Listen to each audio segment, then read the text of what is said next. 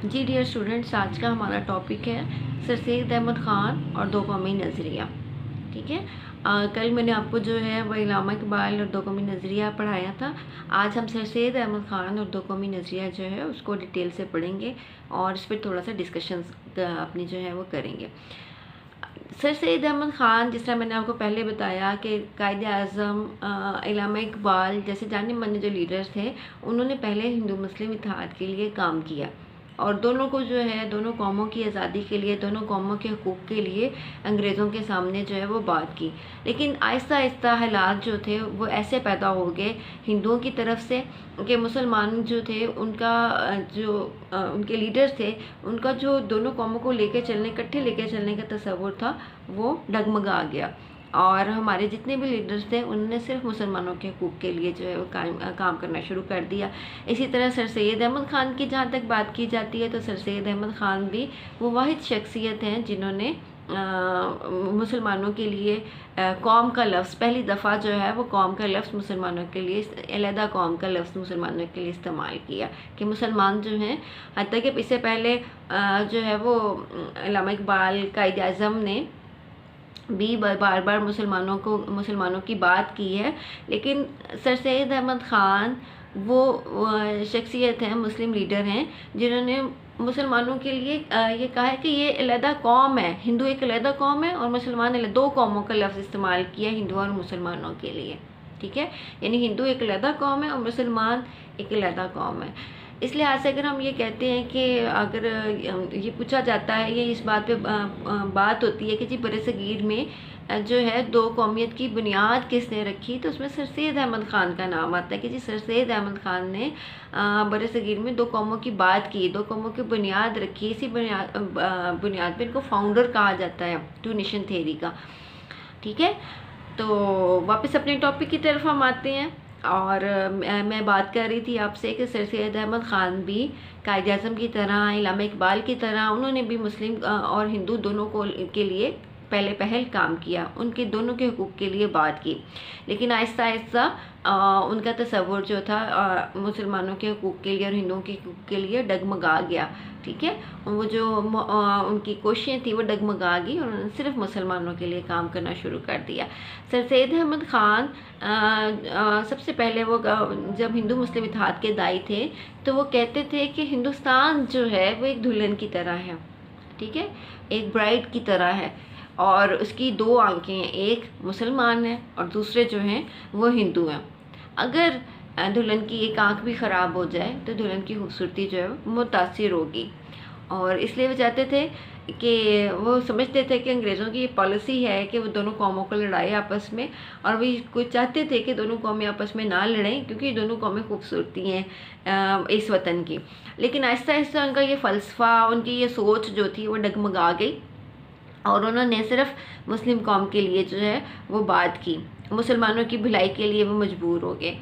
हम देखते हैं कि 1867 में जो है वो उर्दू को जो है उर्दू लैंग्वेज के ऊपर जो है वो हिंदू बात करते हैं और उसको कहते हैं कि ये सिर्फ मुसलमानों की ज़ुबान है।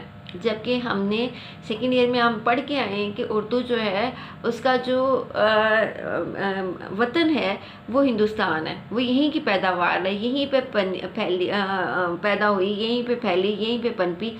तो हम ये सिर्फ मुसलमानों की ज़ुबान नहीं थी, ये हिंदू भी इसमें जो थे इसको बनाने वाले थे और दूसरी कौमें भी इसको बनाने वाली थी। लेकिन हिंदुओं ने सारे का सारा इल्ज़ाम मुसलमानों के ऊपर डाल दिया कि ये तो सिर्फ मुसलमानों की ज़ुबान है और उसको उसके ख़ात्मे के लिए कोशिशें करना शुरू कर दी। और क्यों कहा जी उर्दू मुसलमानों की ज़ुबान है?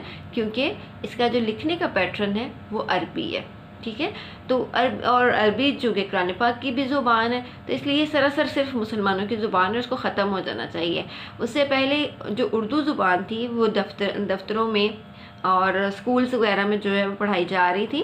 तो सर सैयद को ये जो बात है ये बहुत तकलीफ़ देती है और सर सैयद ये समझते हैं कि जो कौम दूसरी कौम की ज़ुबान के इस कदर सख्त ख़िलाफ़ है तो वो उनके वजूद के किस कदर ख़िलाफ़ होगी, वो उनका वजूद किस तरह एक वतन में बर्दाश्त कर सकते हैं। ये वो जो था जगह थी, ये वो मोड़ था जहाँ पे सर सैयद अहमद ख़ान की सोच जो थी वो बिल्कुल जो है वो चेंज हो जाती है। 1857 की जंग आज़ादी का हमें पता है, उसके बाद के हालात का हमें पता है, किस कदर तब्दील होते हैं माशी हालात मुसलमानों के, और उसके बाद अंग्रेज़ों का और हिंदुओं का दोनों का रवैया मुसलमानों के साथ क्या होता है। ये सारे हालात पे हम सेकेंड ईयर में बात करके आ चुके हैं। अब हमारा मसला क्या है, हम बात किस पे कर रहे हैं, हम कर रहे हैं दो कौमी नज़रिए पे, उनके तसव्वुरात पे। तो ये वो सोचें थी 1857 की जंग आज़ादी के बाद की तब्दीलियाँ जिन्होंने मुसलमान लीडर्स की सोच को तब्दील कर दिया।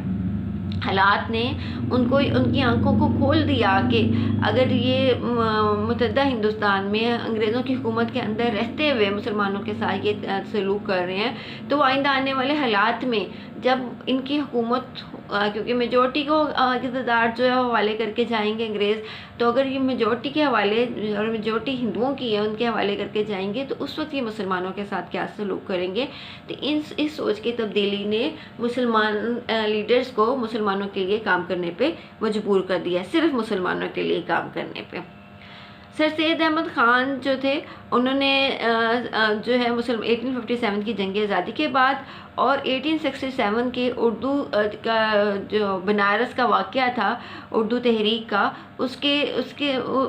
इन तमाम वाक़यात के बाद उनकी इतनी दिलशिकनी हुई कि उन्होंने मुसलमानों के लिए काम करना शुरू किया। और उन्होंने कहा कि मुझे ये लगता है कि मुझे ये यकीन हो गया है कि दोनों कौमें जो हैं वो अब किसी भी काम में जो है वो दिल से शरीक नहीं होंगी, अगर होंगी भी तो बहुत कम होंगी, और आगे आगे जाके ये दोनों कौमें जो हैं इनकी मुखालफत तेज़ हो जाएगी। और ये जो उनकी पेशीन गोई थी वो दुरुस्त भी साबित हुई, और उन्होंने जो है वो बार बार इसके ऊपर जो है वो बात की। 1857 की जंग आज़ादी के बाद के हालात जब ख़राब हुए, तो सर सैयद अहमद ख़ान ने मुसलमानों के लिए कोशिश शुरू कर दी। उनके लिए अलीगढ़ इंस्टीट्यूट बनाया ताकि वो अपनी सारी की सारी तवज्जो तालीम पे मरकूज़ करें। सर सैयद अहमद ख़ान वो शख्सियत थे जो ये जानते थे कि जब तक मुसलमान तालीम याफ्ता नहीं होंगे वो आगे नहीं बढ़ सकते, उनमें जुर्रत पैदा नहीं हो सकती, वो स्ट्रगल नहीं कर सकते। तो सर सैयद अहमद ख़ान ने 1857 की जंग आज़ादी के बाद मुसलमानों के ऊपर जो है उनकी तालीम के ऊपर तवज्जो की। और सर सैयद अहमद ख़ान जो थे वो जानते थे जब कांग्रेस बनी तो उन्होंने मुसलमानों को उसमें शामिल होने से मना किया। क्यों शामिल होने से उस वक्त मना किया था? क्योंकि उस वक्त मुसलमान इस कदर तालीम याफ्ता नहीं थे, वो इस कदर तालीम की अहमियत को जानते थे। वो जानते थे कि अगर मुसलमान इस जो एक सियासी जमात बनी है नहीं, उसमें अगर इस वक्त शामिल होंगे तो मुसलमानों का सरासर नुकसान है, क्योंकि वो उस डीपली जो है मसाइल को समझ नहीं पाएंगे और वो हिंदुओं का और अंग्रेज़ों की चालों का निशाना बनेंगे, ठीक है, उनके झांसे में आ जाएंगे। तो उसके लिए क्या ज़रूरी है? उसके लिए ज़रूरी है कि वो तालीम याफ्ता हों, और सिलसिले में सर सैयद अहमद ख़ान ने मुसलमानों के लिए कोशिशें की। ये सारी उनकी कोशिशें थी जिसके नतीजे में हम देखते हैं कि मुसलमान जो तहरीक पाकिस्तान में वो लोग शामिल होते हैं जो सर सैयद अहमद ख़ान के शागिर्द थे, जो सर सैयद अहमद ख़ान के तालीम याफ्ता थे। बड़े बड़े लीडर्स, जितने भी हमारे जाने माने लीडर्स शामिल हुए हैं तहरीक पाकिस्तान में, वो ज़्यादातर जो हैं सर सैयद अहमद ख़ान के अदारे से पढ़े हुए थे। इसी तरह सर सैयद अहमद ख़ान एक मौके पे कहते हैं कि मुसलमान कौम कभी भी किसी दूसरी कौम के ग़ुलाम नहीं बन सकती, क्योंकि उनको यकीन था कि अगर वो ऐसा होता है आने वाले हालात में कि अंग्रेज़ों के इक़्तिदार दे के जाना पड़ता है, यहाँ से रुखसत होना पड़ता है, हिंदुस्तान से जाना पड़ता है, तो वो इक़्तिदार दे के जाएंगे, ज़ाहिर है। तब वो इक़्तिदार ज़ाहिर मेजॉरिटी के हवाले करके जाएंगे, तो मेजॉरिटी हिंदुओं की हैं।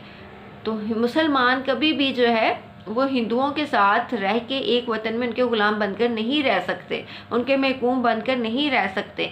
तो उसका नतीजा क्या होगा कि नफ़रतें बढ़ेंगी, दूरियां बढ़ेंगी, और ज़ाहिर है जब नफ़रतें बढ़ती हैं तो एक दूसरे की जान भी ली जाती है, एक दूसरे को कत्ल भी किया जाता है, और हालात जो हैं वतन के वो ख़राब होंगे। तो उसके लिए बेहतर क्या है कि दोनों कौमों का अलग-अलग वतन जो है वो बन जाए। हिंदुओं के लिए जो है वो एक अलहदा बन जाए, और मुसलमानों के लिए एक आज़ाद मुमलिकत जो है वो हासिल कर ली जाए, ठीक है। और इस सिलसिले में सर सैयद अहमद ख़ान जो थे उन्होंने कोशिशें की।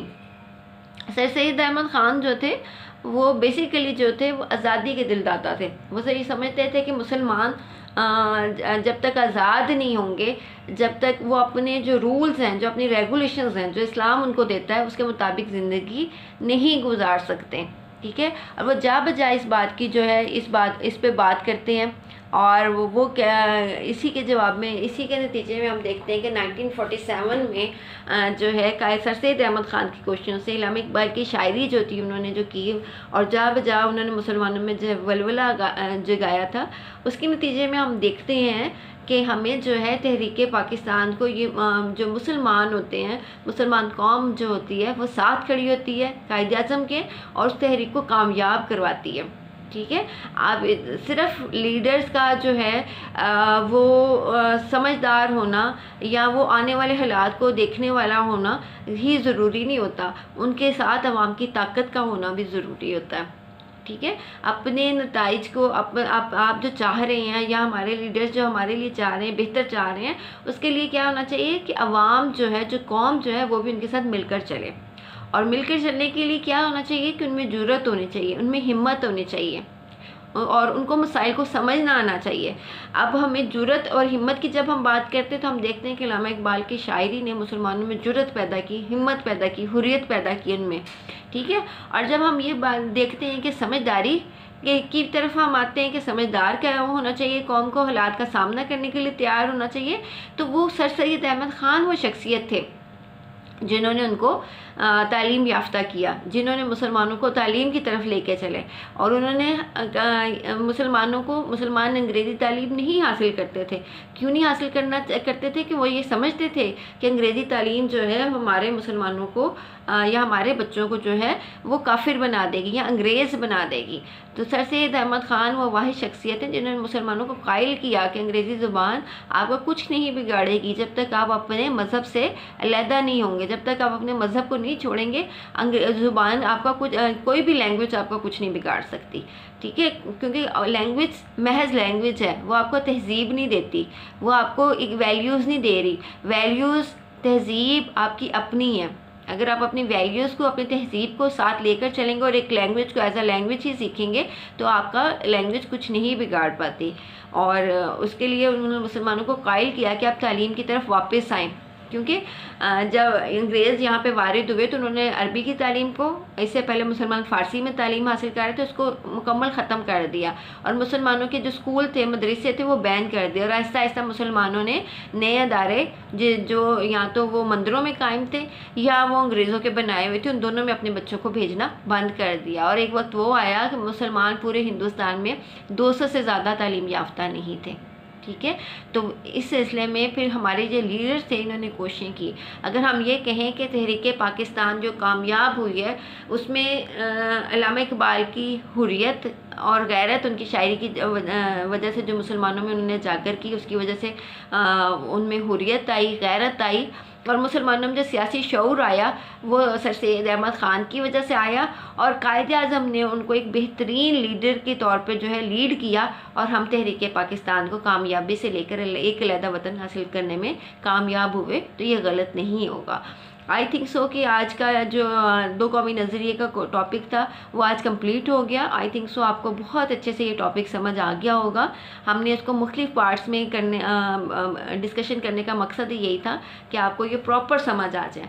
हमने पहले पार्ट में, हम पहले देखते हैं कि पहला हमारा लेक्चर दो कौमी नज़रिए का था, दूसरे पे हमने कायद आज़म की और दो कौमी नज़रिए की, उनके जो ख़यालात थे, उनके जो इरशादात थे, उनको डिस्कस किया।